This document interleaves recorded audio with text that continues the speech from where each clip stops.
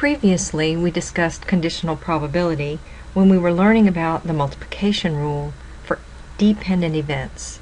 So let's recall what that was. The multiplication rule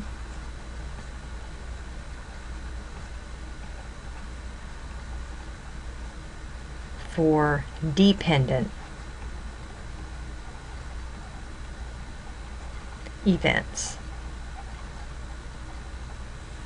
Okay, and what we said that was the probability of A and B was equal to the probability of A times the probability of B given the condition that A has already occurred, because that fact makes a difference. These are dependent events. The event B is dependent on the fact that A has already occurred. Well, if we rearrange this formula to solve for conditional probability, we'd like to be able to use a calculation to find this, so we could rearrange the formula. So let's write that again. The probability of A and B equal to the probability of A times the probability of B given A. But now we want this by itself, so we'll divide both sides by the probability of A. Why would we do that? Because that allows us to cancel this out, probability of A over the probability of A, and leave us with the probability of B given A by itself on the right hand side is equal to the probability of A and B divided by the probability of A.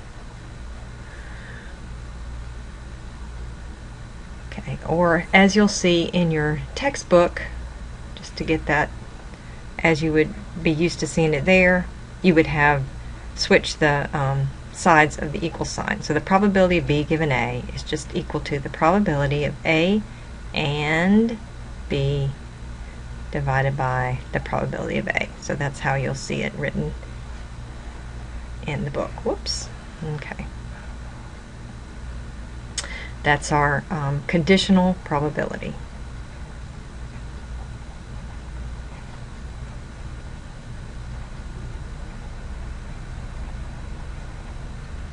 Okay, so let's work an example using this calculation. Alright, we're going to go back to our results from tests of marijuana use, and remember we had that data in a contingency table, so let me get that back together here.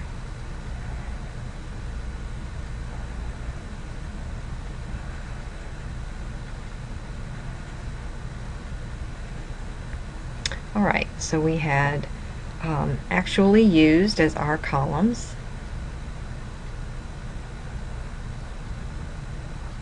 and the answers to that were either yes or no. And we had test results for our rows, and that was either positive or negative. And then we had our data. So there were 119 in this cell, 24, for a total on that row of 143, 3, 154 for a total of 157, and recall our grand total was 300 people in this test. 119 plus 3, 122, and 24 and 154, 178, and these also sum to our 300. So here's our data. Okay, let's look at the first thing we want to consider. We want to find the probability that a person tested positive given that they actually used marijuana. Okay, let's see, let me find the color. Here we go. So we want, I'll do some notation here, the probability person tested positive given that they actually used. Okay, well, according to our formula, That's the probability of positive and actually yes to actually used over the probability of yes, they actually used, based on our formula that we just found just a moment ago. Okay, so the probability of positive and yes. Let's look at our table. Okay, positive and yes. Remember, this is one person that we're selecting here, having the conditions that they were positive and they actually used. Well, there were 119. The probability of that was 119 out of 300 that were tested. This is the numerator. Our denominator is actually used. So our actually used column totals to 122. So 122 out of 300 in the test actually used. Okay? So now we have a fraction divided by a fraction, so we know what we do there is we take the top fraction multiplied by the reciprocal of the bottom one. And we see that these 300s cancel out, leaving 119 over 122, which as a decimal is 0.9754 to 4 decimal places. Okay, so using the formula we found this, and we noticed that we ended up with these two fractions with the same denominator, and when we divide the two fractions, that denominator actually cancels out. So what I want to show you now is how in a contingency table you can do this much quicker. So we want the probability that a person tested positive given that they actually used. So given that they actually used says you're only interested in the column of people here. It's as though this is something we already know. We already know we're only dealing with these people. Given that we know this person actually used, it's like we take the 300 people and we sort them out. 178 did not, they go in another room. 122 are left. These are the people who actually used. Now, out of these people, given that we already know this, what's the probability that they tested positive? And notice what we would find. I'm just going to write that one over here. So the probability positive given already that we know that they actually used. We know that we're talking about these 122 people. Well, it's 119 divided by 122. Same thing we had here. Now, that's because we have this data in a contingency table that is very easy for us to see, to break off this condition that we have. We know we're only dealing with these because given that we're in this new universe of only the people who used, what's the probability out of these people that they tested positive? Okay, so we get the same result here. If you don't have your data in a contingency table, you will frequently have to use the formula. All right, we want to look at another part to this.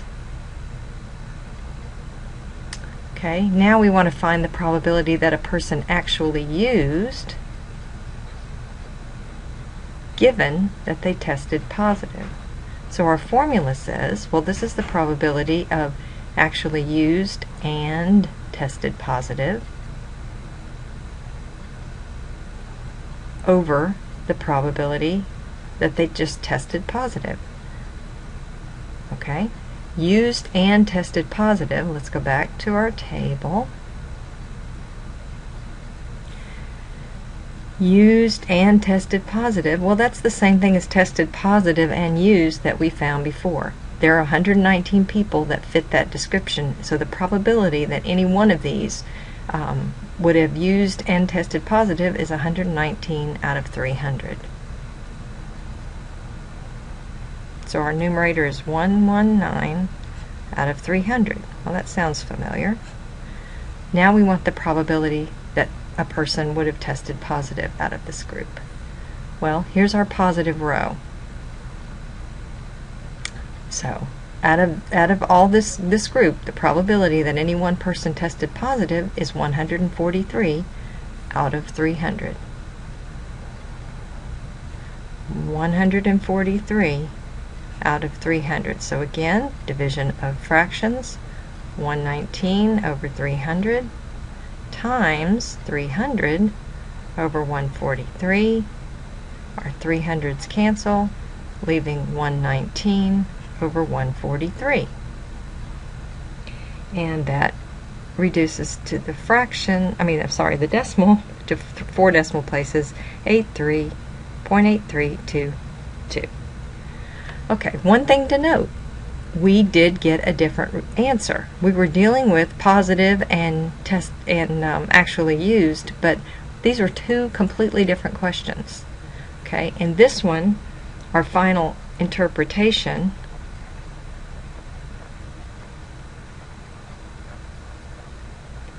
would be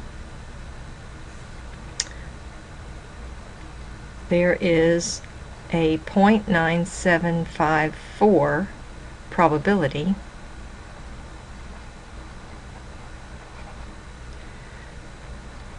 that a person tested positive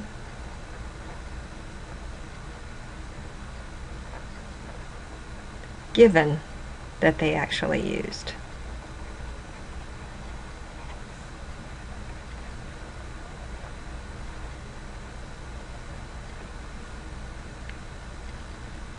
And our interpretation here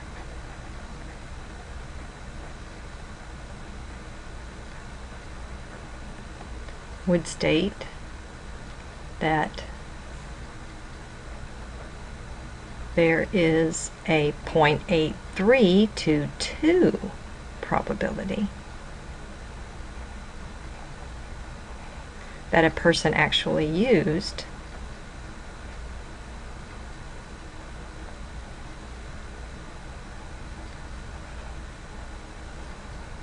given that they tested positive.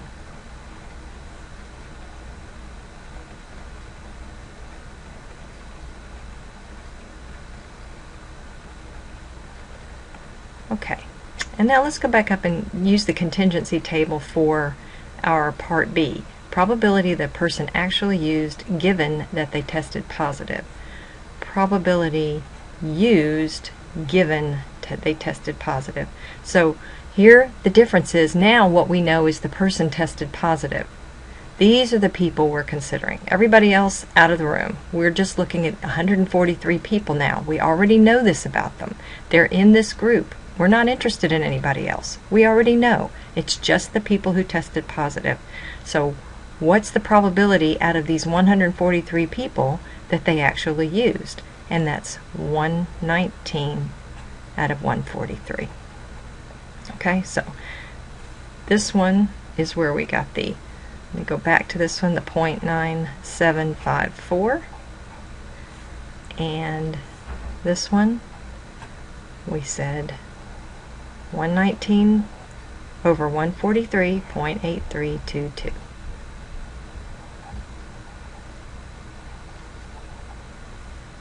Okay, so different results here. It depends on what your condition is. These are two entirely different calculations. And that leads us to the last thing I want to mention, and that's something called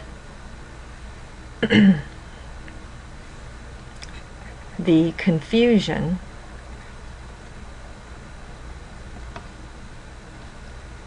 of the inverse.